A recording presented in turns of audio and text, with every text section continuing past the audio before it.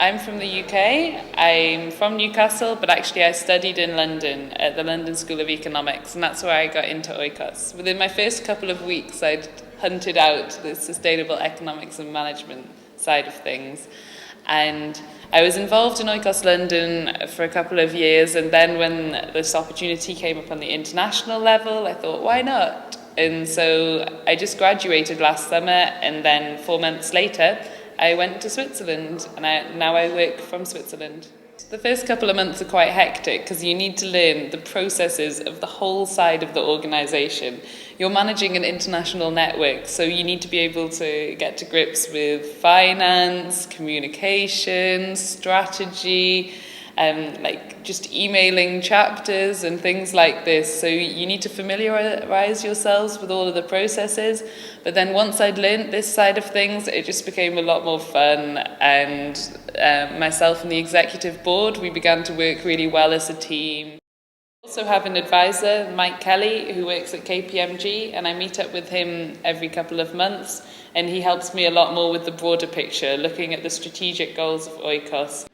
On a typical day, I roll out of bed and share a pot of coffee with one of my 2 Swiss flatmates in my beautiful apartment overlooking St. Gallen.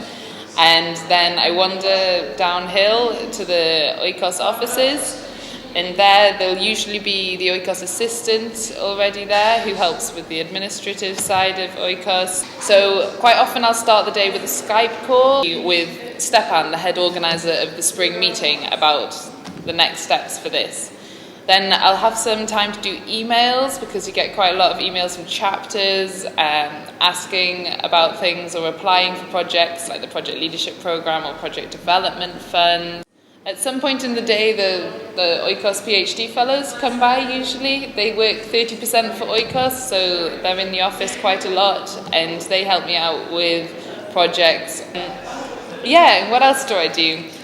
About once a month I go travelling to a different country, either representing oikos in like social and environmental meetings of large organisations that want student input, or going to conferences just to meet new people and spread the word about oikos, or potentially visiting projects like the Oikos Winter School.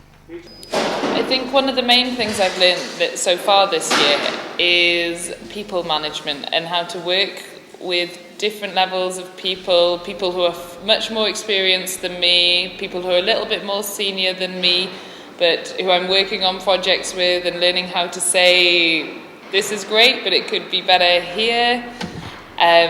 Also working with my peers and making sure that we all have our voice, but then we remain effective in our decision making, because you don't want to break down into a student organisation where we just discuss things all the time and never take decisions and move forward.